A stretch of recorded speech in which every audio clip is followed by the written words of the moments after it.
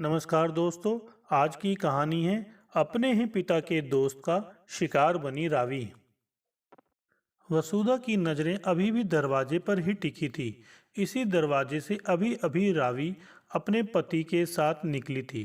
पीली साड़ी, सादगी से बनाया जूड़ा, माथे पर बिंदिया, मांग में सिंदूर, हाथों में भरी भरी चूड़ियां, कुल मिलाकर संपूर्ण भारतीय नारी की छवि को साकार करती रावी बहुत खूबसूरत लग रही थी।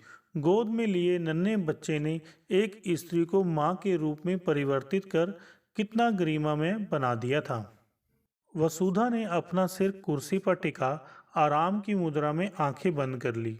उनकी आंखों में 3-4 साल पहले के वे दिन चलचित्र की भांति घूम गए, जब रावी के मम्मी पापा उसे काउंसलिंग के लिए वसुधा के पास लाए थे। वसुधा सरकारी हॉस्पिटलों में मनोवैज्ञानिक है, साथ ही सोशल काउंसलर भी।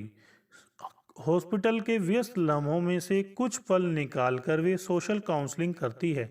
अवसाद से घिरे और जिंदगी से हारे, हताश निराश लोगों को अंधेरे से बाहर निकालकर उन्हें फिर से जिंदगी के रंगों से परिचित करवाना ही उनका एकमात्र उद्देश्य है।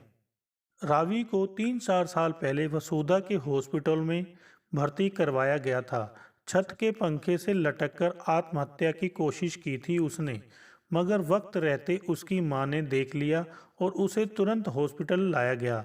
समय पर चिकित्सा सुविधा मिलने से रावी को बचा लिया गया था, मगर वसुधा पहली ही नज़र में भाप गई थी कि उसके शरीर से भी ज़्यादा उसका मन आहत और जख्मी है। वसुधा ने हकीकत जानने के लिए रावी की मां शांति से बात की। पहले तो वे नानुकर करती टालती रही, मगर जब वसुधा ने उन्हें पूरी बात को गोपनीय रखने और उनकी मदद करने का भरोसा दिलाया, तब जाकर उन्होंने अपने आधे अधूरे शब्दों और इशारों से जो बताया, उसे सुनकर वसुधा का मासूम रावी पर स्नेह उमड़ आया।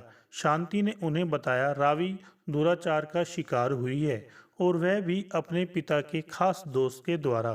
पिता का जिगरी दोस्त होने के नाते उनके घर में उसका बिना रोक टोक आना जाना था। कोई शक करे भी तो कैसे। उसकी सबसे छोटी बेटी रावी की सहेली भी थी। दोनों एक ही क्लास में पढ़ती थी। एक दिन रावी अपनी सहेली से एक प्रोजेक्ट फाइल लेने उसके घर गई। सहेली अपनी माँ के साथ बाजार गई हुई थी, अतः उसके पापा ने कहा कि तेरी सहेली का बैग अंदर रखा है, अंदर जाकर ले ले जो भी लेना है। उसके बाद जब रावी वापस घर आई तो चुपचाप कमरे में जाकर सो गई। सुबह उसे तेज बुखार चढ़ गया। हमने इसे काफ़ी हल्के में लिया। कई दिन तक जब रावी कॉलेज भी नहीं गई तो हमने सोचा शायद पीरियड्स नहीं लग रहे होंगे। फिर एक दिन जब इनके दोस्त घर आए तो हमेशा की तरह उन्हें पानी का गिलास देने को भागने वाली रावी कमरे में जाकर छिप गई। तब मेरा माथा ठनका। मैंने रावी का सिर सहलाते हुए उसे विश्वास में लिया तो उसने सुबकते सुबकते इसे घिनौनी घटना का जिक्र किया, जिसे सुनकर मेरे तन बदन में आग लग गई। मैंने तुरंत इसके पिता से पुलिस में शिकायत करने को कहा, मगर इन्होंने मुझे शांति से काम लेने को कह समझाया कि पुलिस स्टेशन में एफआईआर दर्ज कराकर केस करना तो बहुत आसान है, मगर उसकी पेशियां भुगतना बहुत कष्टदायी होता है। अपराधी को सजा दिलवाना तो नाको चने चबाना जैसे होता है। सबसे पहले तो अपराध को साबित करना ही मुश्किल होता है, क्योंकि ऐसे केस में कोई गवाह नहीं होता। फिर हम पेशी पर जब रावी को वकीलों के नंगे करते सवालों के जवाब देने पड़ेंगे तो हमारी फूल सी बेटी को फिर से उस हादसे को जीना पड़ेगा। अभी तो यह बात सिर्फ हमारे बीच में ही है, जब समाज में चली जाएगी तो बेटी का जीना मुश्किल हो जाएगा। पूरी जिंदगी पड़ी है उसके सामने, कौन ब्याहेगा उसे। कुछ देर रुक शांति ने एक उदास सी सांस ली और फिर आगे कहना शुरू किया। बेटी का हाल देखकर मन तो करता था कि उस दरिंदे को भरे बाजार गोली मार दूं, मगर पति की बात में भी सच्चाई थी। बेटी का वर्तमान तो खराब हो ही चुका था, कम से कम उसका भविष्य तो खराब ना हो, यही सोचकर हमने कलेजे पर पत्थर रख लिया। रावी को समझा बुझाकर फिर से कॉलेज जाने को राजी किया। भाई उसे लेने और छोड़ने जाता। मैं भी सारा दिन उसके आसपास ही रहती, उसे आगा पीछा समझाती, मगर उसकी उदासी दूर नहीं कर सकी। इसी बीच एक दिन मैं थोड़ी देर के लिए पड़ोसिन के घर किसी काम से गई तो इसने यह कदम उठा लिया। वसुधा बड़े ध्यान से सारा घटनाक्रम सुनी रही थी। जैसे ही शांति ने अपनी बात खत्म की, वसुधा जैसे नींद से जागी। यूं लग रहा था मानो वे सुन नहीं रही थी, बल्कि इस सारे घटनाक्रम को जी रही थी। उन्होंने शांति से रावी को अपने घर लाने के लिए कहा। पहली बार वसुधा के सामने रावी ने अपनी जबान नहीं खोली, चुपचाप आंखें नीचे किए रही। दूसरी बार भी कुछ ऐसा ही हुआ। बस फर्क इतना था कि इस बार रावी ने नजरें उठाकर वसुधा की तरफ देखा था। इसी तरह दो और सिटिंग्स हुई। वसुधा उसे हर तरह से समझाने की कोशिश करती, मगर रावी चुपचाप खाली दीवारों को ताकती रहती। एक दिन रावी ने बहुत ही ठहरे हुए शब्दों में वसुधा से कहा, बहुत आसान होता है सब कुछ भूलकर आगे बढ़ने और जीने की सलाह देना, मगर जो मेरे साथ घटित हुआ वह मिट्टी पर लिखा वाक्य नहीं जिसे पानी की लहरों से मिटा दिया जाए। आप समझ ही नहीं सकती उस दर्द को जो मैंने भोगा है। जब दर्द देने वाला ही कोई अपना ही हो तो तन से भी ज्यादा मन लहूलुहान होता है। और फिर वह फपक पड़ी।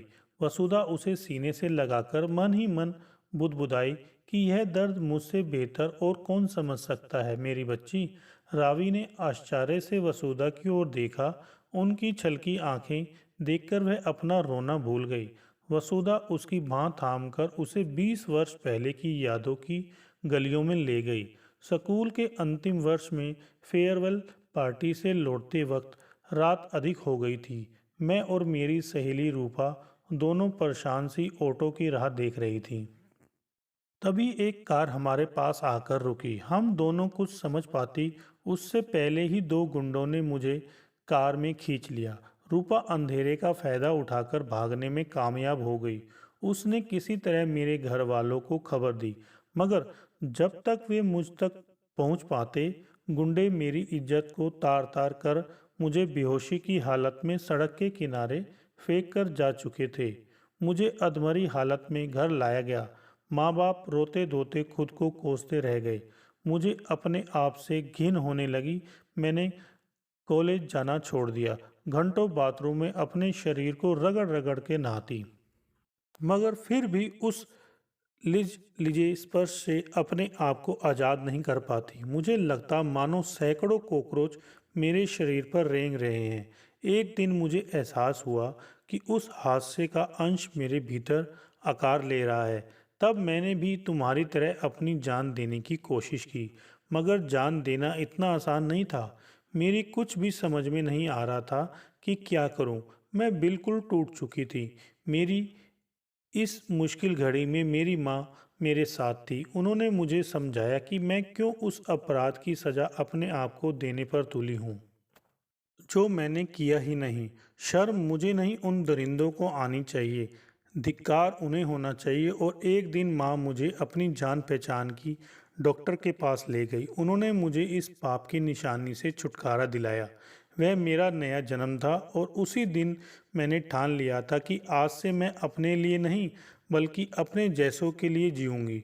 मुझे खुशी होगी अगर मैं तुम्हें वापस जीना सिखा सकूं। वसुधा ने सब कुछ एक ही सांस में कह डाला, मानो वे भी आज एक बोझ से मुक्त हुई हो। आपको समाज से डर नहीं लगा? रावी ने आश्चर्य से पूछा। कैसा डर? किस समाज से? अब मैं हर डर से आज़ाद हो चुकी थी। वैसे भी मेरे पास खोने के लिए बचा ही क्या था? अब तो मुझे सब कुछ वापस पाना था। फिर क्या हुआ? मेरा मतलब, आप यहाँ इस मुकाम तक कैसे पहुँची? रावी को अभी भी वसुधा की बातों पर यकीन नहीं हो रहा था। उस हादसे को भूलने के लिए मैंने वह शहर छोड़ दिया। आगे की पढ़ाई मैंने हॉस्टल में रहकर पूरी की। अब बस मेरा एक ही मात्र लक्ष्य था, मनोविज्ञान में मास्टर डिग्री हासिल करना, ताकि मैं इंसान के मन के भीतर की उस तह तक पहुंच सकूं जहां वह अपने सारे अवसाद, राज और विकार छिपा कर रखता है। मैंने अपनी कमजोरी को अपनी ताकत बनाकर अपनी लड़ाई लड़ी और उस पर विजय पाई। थोड़ी देर रुककर वसुधा ने रावी के कंधे पर हाथ रखते हुए कहना जारी रखा, बेटा, हमें यह जीवन कुदरत ने जीने के लिए दिया है। किसी और कुकर्मों की सजा हम अपने आप को क्यों दें? तुम्हें भी बहादुरी से अपनी लड़ाई लड़नी है। अभी तुम्हारी उम्र ही क्या है? तुम अपनी पढ़ाई पूरी करो और हाँ, अपने बच्चे के नामकरण पर मुझे जरूर बुलाना। वसुधा ने रावी के चेहरे पर मुस्कान लाने की कोशिश की। आपने शादी क्यों नहीं की? रावी ने यह जलता प्रश्न उछाला तो इस बार उसकी लपटें वसुधा के आंचल तक जा पहुंची। एक लंबी सांस लेकर वे बोली, हाँ, यहाँ मैं चूक गई। मेरे साथ पढ़ने वाले डॉक्टर नमन ने मेरे सामने शादी का प्रस्ताव रखा था। मैं भी उन्हें पसंद करती थी, मगर मेरी साफ गोई शायद उन्हें पसंद नहीं आई। मैंने शादी से पहले उन्हें अपने बारे में सब कुछ बता दिया, जिसे उनका पुरुषोचित स्वीकार नहीं कर पाया। हालांकि उन्होंने शादी करने से मना नहीं किया था, मगर मैं ही पीछे हट गई।